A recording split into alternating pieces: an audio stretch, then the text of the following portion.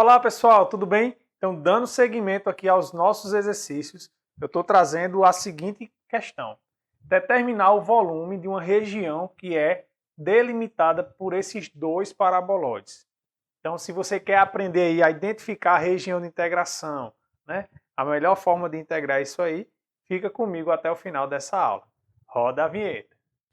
I never made it, but I know what it takes. I'm motivated by a mix of emotion. Got my statement, and I'm reading it slow so I can... Eu sou o professor Adriano Medeiros e você está no canal Bote Fé na Matemática. Então, ó, se esse tipo de conteúdo te interessa, se é importante para a sua formação e você ainda não é inscrito aí no canal, se inscreve para que você possa aproveitar o conteúdo que é postado diariamente aqui para a sua formação. Também agradeço demais se você puder deixar o seu like aí no vídeo e também divulgar aí com seus colegas, tá bom? Olha só, e não perde nenhum detalhe dessa aula, porque tem muitas observações que eu vou falando durante a aula que são relevantes, na verdade, não só para esse exercício, mas que vai lhe ajudar a resolver os outros exercícios, aí a questão que está aí na sua prova, tá bom? Olha só. Então, quando a gente vê um tipo de problema desse, né, que a gente quer determinar um volume de um sólido que é limitado por duas outras superfícies, não tem jeito. A gente tem que fazer um esboço, né, do gráfico dessas duas superfícies, tá? Aí sim, depois a gente consegue aí fazer a identificação da região de integração. Então, olha só. Eu vou fazer aqui, né, vou fazer o esboço. Então, vou fazer traçar aqui o espaço. Então, a gente tem aqui, ó, X, Y e Z, tá? Olha só. Quem é esse paraboloide aqui? Esse paraboloide, né, a gente intersectando aqui, ó, x igual a zero, eu vou ter o paraboloide z igual a y quadrado, que é esse paraboloide aqui, ó, que é essa parábola, né, no plano zy, tá? Aí eu também tenho aqui, ó, no plano, quando eu faço y igual a zero, eu tenho uma parábola aqui agora, ó, no plano xz, que seria essa daqui, ó. Tá vendo? Pronto, agora é só a gente, ó, fazer o processo circular aqui. Pronto, esse é o nosso paraboloide. E aqui eu vou fazer só um esboço, olha só. Por quê? Porque esse paraboloide, se você for olhar, ó, ele está negativo. Então, olha, quando eu faço x igual a zero, eu tenho 8 menos y ao quadrado, o z. Então, isso quer dizer para a gente que o paraboloide está com concavidade para baixo, tá certo? E quando eu faço, ó, x igual a zero, y igual a zero, isso aqui é igual a 8. Então, só para a escala aqui não vai estar precisa, mas eu vou colocar aqui, ó, vou traçar, digamos que aqui seja o 8, ó. Aqui seja a altura z igual a 8. Então, o que é que vai acontecer? Ele vai descer, ó. Então, esse é o nosso paraboloide, tá? Ele é, ó, circular aqui. Aí você observa, né, ó, que ele se intersecta com o paraboloide que está por cima justamente nesse pedaço aqui, ó.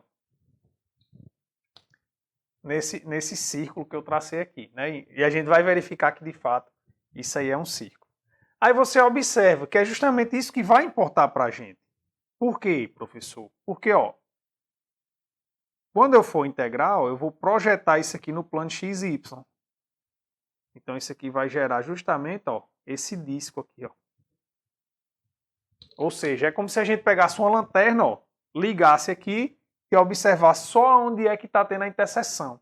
Então, a parte que vai sombrear no plano XY é esse disco aqui que eu pintei de azul. Tá certo? Então, essa é a ideia.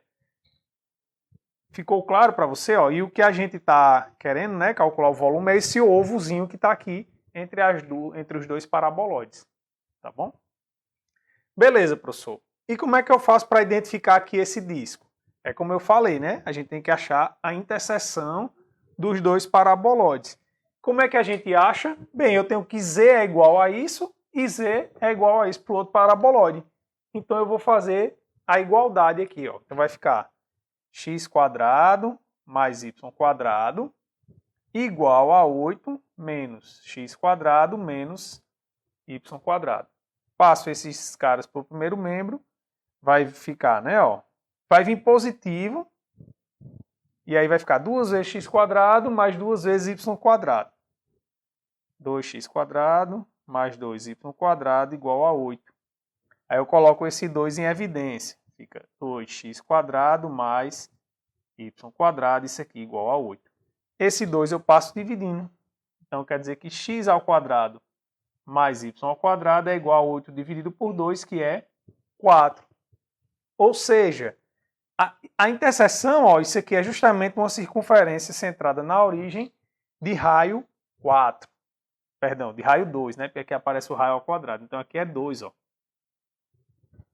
Então, colocando isso aqui no plano XY, né? Para a gente visualizar melhor, isso aqui é o disco, né? Ó, de raio 2, centrado na origem. Então, essa é a nossa região de integração, tá?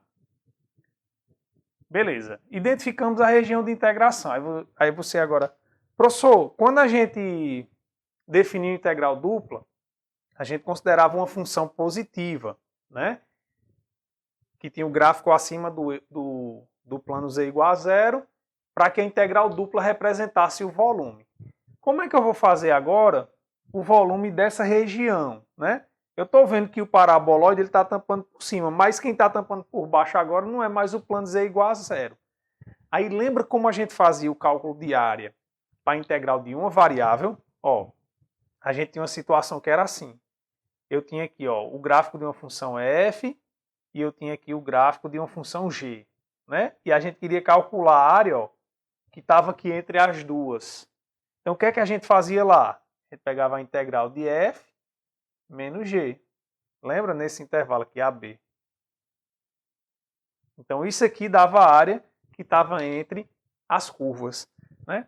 E aí justamente a ideia é a mesma. Então para calcular esse volume aqui, ó, eu vou pegar a minha função que eu vou integrar vai ser, ó, a função que está por cima, e aí isso é importante, certo? Você conseguir identificar quem está por cima, porque você pode pensar que quem está por baixo é essa aqui porque está com menos. E eu falo isso porque já apareceu isso em provas, né? Essa questão, inclusive, eu já coloquei ela em uma prova minha. Então, teve aluno que cometeu esse erro. Fez a questão como se essa parte aqui tivesse por baixo, tá bom? Então, tem que tomar esse cuidado aqui, por isso que é importante realmente a gente identificar direitinho a região.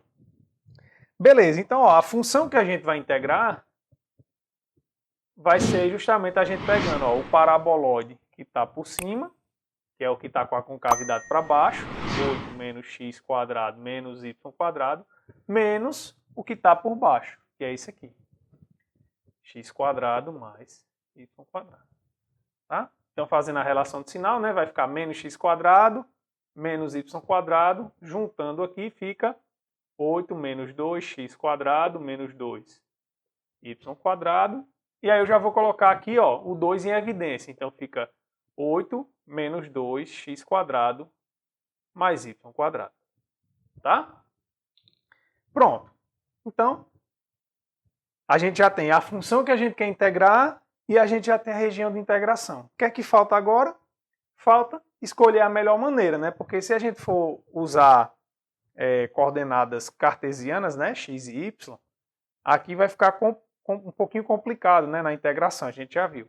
Então, em regiões circulares, né, a melhor forma é usar coordenadas polares. Então, são elas que nós vamos usar. Então, coordenadas polares. Que é x igual a r cosseno θ, y igual a r seno θ. Tá bom? Aí a gente olha, qual é a variação do r? Bem, a variação do r é de 0 até a circunferência. E nesse caso, a circunferência, como ela está centrada na origem, o r é igual a 2. Então ela varia de 0 a 2. 0 menor ou igual que r, menor ou igual que 2. E o θ, como eu tenho uma volta completa, né, ele vai variar de 0 a 2π. E nunca esquecer do jacobiano, que é ele que faz a compensação da área, né? E nesse caso, para coordenadas polares, é r. Pronto, agora a gente já tem todos os ingredientes para a gente poder calcular o volume. Então vai ficar, ó, integral de 0 a 2π, integral de 0 a 2. Aí nossa função a gente precisa colocar em coordenadas polares. E aí por isso que eu já coloquei o 2 em evidência, porque a gente também já viu que x² mais y², isso é r ao quadrado, né, em coordenadas polares. Ou seja, isso aqui seria 8 menos 2 r² em coordenadas polares. Então vai ficar, ó, 8 menos 2r² vezes o jacobiano, que é r. E, ó, pelo amor de Deus, não vai esquecer esse jacobiano não, viu? É um erro muito comum. Então, estou falando, chamando a atenção para que você realmente lembre de mim na hora que estiver fazendo um exercício ou estiver fazendo sua prova, tá? Para não esquecer.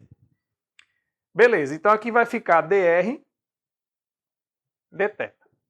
Aí, olha só. Aqui no integrando, não aparece θ. Concordo, né? Não tem θ aqui. E no limite de integração aqui também não aparece θ. Então, isso quer dizer o quê? Né? Para eu explicar melhor, porque foi até uma dúvida que aconteceu em uma aula. Isso aqui, ó, essa primeira integral em R, quando eu calcular, isso aqui vai me dar um número. Então, em particular, eu posso tirar isso aqui da integral do θ. E aí eu ficaria com a integral de 0 a 2π do dθ. Tá certo? Eu ficaria com essa integral aqui, ó. Integral de 0 a 2π do dθ. Só que isso aqui é quem? É θ variando de 0 a 2π. Então, sempre que acontecer isso, na verdade é 2π menos 0. Certo? Por isso que eu faço dessa maneira. Para que você fique claro aí para você. Então, isso aqui vai ficar, ó, 2π vezes essa integral de 0 a 2. Eu vou multiplicar aqui, né? Então, vai ficar 8r menos 2r ao cubo dr. Pronto, agora é só a gente integrar aqui em r, né? Cuidado para não esquecer o 2π, que a gente já calculou.